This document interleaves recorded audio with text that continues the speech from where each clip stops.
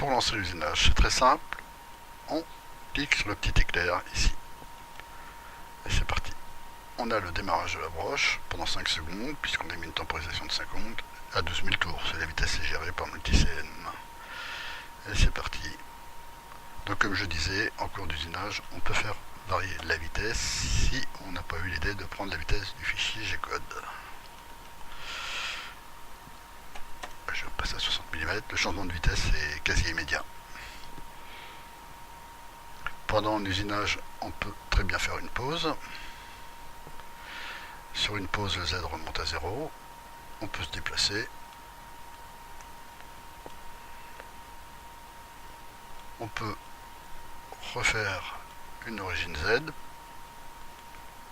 Et quand on appuie sur Start, départ,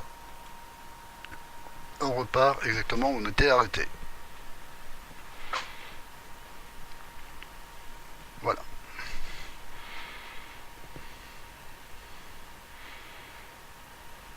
Donc, on va peut-être pas laisser tout le circuit se faire. Donc si on veut arrêter l'usinage en cours de route, on appuie sur Stop. Bon. Ici, je vois que je me suis arrêté à la ligne 1503. Si je veux reprendre l'usinage à cet endroit-là, je peux très bien taper 1503, entrée. Donc là, j'ai ma ligne 1503 et je fais redémarrer ici. Ici, je relance l'usinage, démarrage de la broche. Il n'y a pas besoin de bande ISO pour démarrer la broche, c'est pratique, sinon on pourrait redémarrer sans démarrer la broche, et on repart où on était arrêté. Voilà.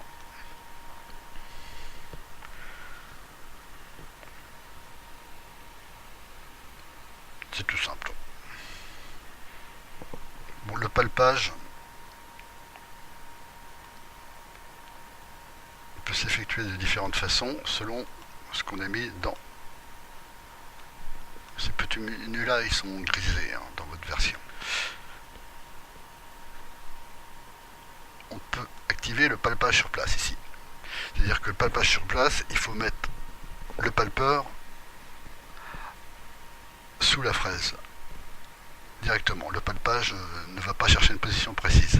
Si on a cette case là décochée, on considère que le palpeur a une position fixe sur la machine, on l'a collé et on va venir palper à cette position. Et ici, on définit le type de contact, si c'est un O ou un F, le début de palpage et la fin de palpage. C'est-à-dire que là, on va venir chercher le palpeur entre 10 et 70. À cette vitesse-là, 11 mm seconde. C'est un peu beaucoup, on peut casser peut-être la fraise. Alors quand on palpe, on fait la différence avec le précédent palpage. C'est-à-dire que la bonne méthode, c'est à chaque fois qu'on change l'outil, on vient palper. Comme ça, on reprend la différence entre deux outils et on n'a pas besoin de corriger son Z. C'est la méthode la plus simple et la moins risquée. Surtout, il ne faut pas oublier de faire son Z à chaque changement d'outil. Son palpage, plutôt. Voilà. Donc c'est à peu près tout pour l'essentiel des fonctions de MultiCN. Il y a quelques outils bien pratiques, comme ici quand on clique à droite, on peut faire déplacer la machine ici. C'est tout simple, mais ça rend de bon service. Quelquefois, quand on n'est pas sûr de sa plaque, de la taille, par exemple, je fais déplacer la machine ici. Je vois si ma fraise est au-dessus de la surface de travail. Pareil, je fais dans l'autre sens.